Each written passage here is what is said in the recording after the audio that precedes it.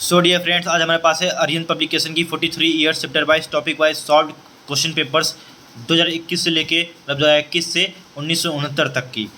ठीक, IIT JEE mains और advance दोनों के चैप्टर्स यहाँ पे कवर होंगे, मतलब क्वेश्चन इसमें कवर होंगे। चलिए शुरू करते हैं। इसका कुछ आउटलुक कैसा है देख लीजिए। फर्स्ट डीसी पांडे की है, फिजिक्स बाय डीसी पांडे, मतलब सारे DC Pande, Aryan publication DC Pande की आपको मिल जाएगी ये। और देख लीजिए इसकी थिकनेस इतनी ही सिर्फ है, ज़्यादा मोटी नहीं है। बहुत ज़्यादा मोटी मोटी मार्केट में बुक होती हैं जो कि बच्चे सॉल्व नहीं कर पाते हैं और देखने के बाद ही हताश हो जाते हैं, लेकिन यहाँ पे ऐसा कुछ नहीं है। और चलिए यहाँ पे देखते हैं पीछे का आउटलुक कुछ इसका ऐसा है। Dream big, be an IITian। तो हमेशा सपना बड़ा रखिए ताकि आप IITian बन सके। छोटे सपने से कुछ नहीं होने वाला है। सपना बड़ा होगा तो लक्ष्य भी बड़ा होगा और गोल भी बड़ा होगा, तो आपको मेहनत भी बहुत ज़्यादा करनी पड़ेगी। 495 की है, आपको 500 के अराउंड मिल जाएगी। और यहाँ पे -30% 40% पे आपको मिल जाती है। मतलब 495 की तो आपको 400 में मिल जाएगी, 350 में मिल जाएगी। और सेकंड एडिशन मतलब सेकंड हैंड बुक खरीदोगे तो और भी सस्ती मिल जाएगी, 350 की 200 के करीब मिल जाती है सेकंड हैंड बुक खरीदोगे तो इसको। तो इसका चलिए स्टार्टिंग में से देखते हैं हम लोग स्टार्टिंग से क्या है इसका। तो फर्स्ट पेज इसका देख लीजिए, ऐसा कुछ है। उसके बाद यहाँ पे हम शुरू करते हैं। यहाँ पे जो हमसे हमारा मतलब होता है सिलेबस है कंटेंट से। कंटेंट इस यहाँ पे देख लीजिए, कंटेंट कैसा है। यहाँ पे सारे चैप्टर्स का यहाँ पे देख रखा हुआ है। और लास्ट में आपको सॉल्व जेईई 2020 का 2021 का जेईई एडवांस का पेपर सॉल्व करके दिया है आपको, ताकि आप वहाँ से रिवीजन कर सको जेईई एडवांस के क्वेश्चन पेपर कैसे होते हैं। सिलेबस में जेईई में का वेटेज सेक्शन ए 80% होता है। सेक्शन ए में के कौन कौन से यूनिट्स और चैप्टर्स बोल सकते हैं आते हैं, तो देख लीजिए यहाँ पे kinematics, law of motion, work energy and power, यहाँ पे rotation motion, gravitation, properties of solids and liquids. उसके बाद ढेर सारी टॉपिक्स यहाँ पे देकर रखी हुई हैं, बहुत सारी यूनिट्स हैं। यहाँ पे 20 यूनिट्स हैं। यहाँ पे आपका कम्युनिकेशन सिस्टम जो कि आखिरी होता है, तो चैप्टर यहाँ से शुरू होता है आपका यूनिट्स 11 से, यूनिट्स एंड मेजरमेंट से ख़त्म होता है 12th के कम्युनिकेशन सिस्टम पे। और यहाँ पे 20% वेटेज, सेक्शन ए था 80% वेटेज, सेक्शन बी है 20% वेटेज। उसके अंदर ये सारी टॉपिक्स आती हैं। यहाँ पे टोटल टॉपिक्स कितनी है, 22 टॉपिक्स हैं, जो कि 20% आता है जेईई एडवांस जेईई मेन में। यहाँ से भी क्वेश्चन आते हैं।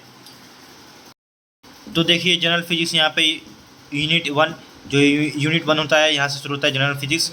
सेक्शन 1 में देखिए फिल इन द ब्लैंक्स होता है। फिर इस तरह के क्वेश्चन आपको दिए रहते हैं। ये जेईई मेन में जो क्वेश्चन आया है आपका ईयर्स, यहाँ पे देख लीजिए ईयर्स मेंशन है, कितने ईयर्स के किस ईयर में क्वेश्चन आया है वहाँ पे मेंशंस है। यहाँ पे ऑब्जेक्टिव 1 ओनली 1 करेक्ट ऑप्शन यहाँ पे देकर रखा है। यहाँ पे सारे क्वेश्चन देकर रखे हैं और इसके आंसर्स भी आखिरी में आपको देकर रखे रहते हैं। ऐसा नहीं कि आंसर नहीं दिया है, आंसर भी देकर रखा रहता है आखिरी में। सारे क्वेश्चन दे सकते हैं, सारे क्वेश्चन जेईई मेन और जेईई एडवांस के ही होंगे। यहाँ पे मेंस आपको लिखा भी होगा, मेंस, ये देख लीजिए मेंस।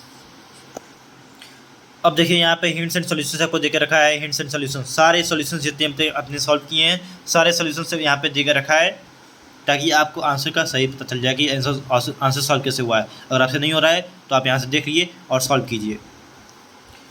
और यहाँ पे अच्छी बात मुझे ये लगी कि डायग्राम के थ्रू यहाँ पे कॉन्सेप्ट्स ऑफ फिजिक्स को समझाने की कोशिश की गई है, कि डायग्राम के थ्रू ही बच्चे का कॉन्सेप्ट बिल्डअप किया जाए और दिखाया जाए कि भाई कॉन्सेप्ट जो आपके क्वेश्चन में दिया है तो ये ऐसे ऐसे डायग्राम बनेगा और इस हिसाब से जो सॉल्व होगा, इस हिसाब से आपको सोचना है। आपको वहाँ पे जो प्रोसेस हुई हैं, तो जो प्रोसेस हुए हैं, प्रोसेस इस तरह सोचना है और आपको सॉल्व करना है। यहाँ पे बहुत सारे क्वेश्चंस को डायग्राम के थ्रू सॉल्व करके अच्छा काम किया है और इसलिए ये किताब थोड़ी सी मुझे अच्छी लगती है। कि हाँ भाई यहाँ पे कॉन्सेप्ट्स जो है वो डायग्राम के थ्रू समझाया जाता है, क्योंकि फिजिक्स जो होता है आप इमेजिन करके ही सोचते हो। जब तक आप इमेजिन नहीं कर पाओगे, सोच नहीं पाओगे, तब तक आपसे फिजिक्स सॉल्व नहीं होगी। तो उसके लिए डायग्राम बहुत ज़्यादा इंपॉर्टेंट होता है।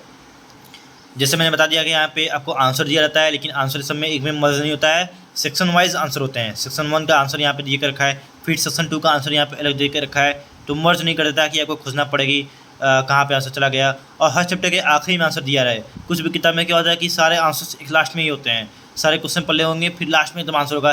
तो पहले यहाँ पे पेज पलटो, एकदम लास्ट में जाओ फिर सामने देखो, ऐसा नहीं। यहाँ पे आपका चैप्टर है, चैप्टर के लास्ट में जाकर देख लो, आंसर आपको मिल जाएंगे।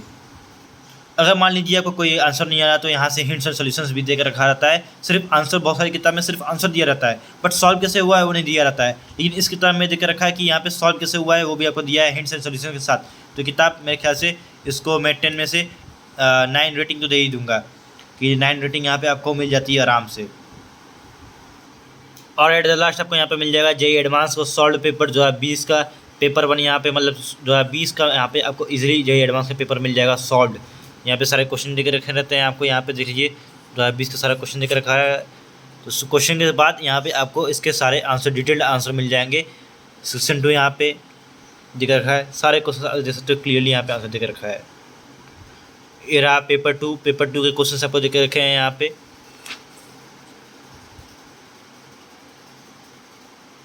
अब यहाँ पे उनका आंसर देकर रखा है। पेपर 1 का आंसर आपको देकर रखा है यहाँ पे। पेपर 1 कैसे सॉल्व होगा अब देख लीजिए यहाँ पे।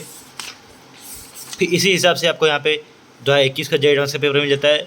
तो सेम उसी तरह यहाँ पे आपको यहाँ पे सारे प्रोसीजर्स फॉलो होते हुए नजर आएंगे। क्वेश्चन रहेगा, क्वेश्चन के बाद पेपर 1 पेपर 2 होगा, फिर उसके बाद आंसर पेपर 1 का आंसर, फिर पेपर 2 का आंसर, और यहाँ पे हो जाती है किताब फिनिश। और यहाँ पे सॉल्यूशन के साथ जेई एडवांस का 2021 पेपर का सॉल्यूशन के साथ यहाँ पे आपका किताब हो जाती है फिनिश। और यहाँ पे आपको सारी बुक रिव्यू मिल गया। तो मेरे हिसाब से आपके लिए किताब बेस्ट रहेगी सॉल्व करने के लिए, जेई और नीट वालों के लिए। मतलब ये जेई के लिए रिकमेंडेड है, रिकमेंडेड तो जेई के लिए, लेकिन यहाँ पे नीट वाले भी कुछ क्वेश्चन सॉल्व कर सकते हैं ताकि उनका भी और ज़्यादा प्रैक्टिस हो जाए, कॉन्सेप्ट्स ऑफ फिजिक्स पे ज़्यादा उनका पकड़ बन जाए। तो बुक रिव्यू आपको कैसी लगी प्लीज़ कमेंट में बताएं। और इस तरह की और बुक रिव्यूज़ देखने के लिए जेई नीट के लिए तो मेरे चैनल को सब्सक्राइब कर दें, क्योंकि और इस तरह की व्यूज़ जेई नीट से रिलेटेड बुक रिव्यूज़ आती रहती हैं। Please like subscribe to my channel.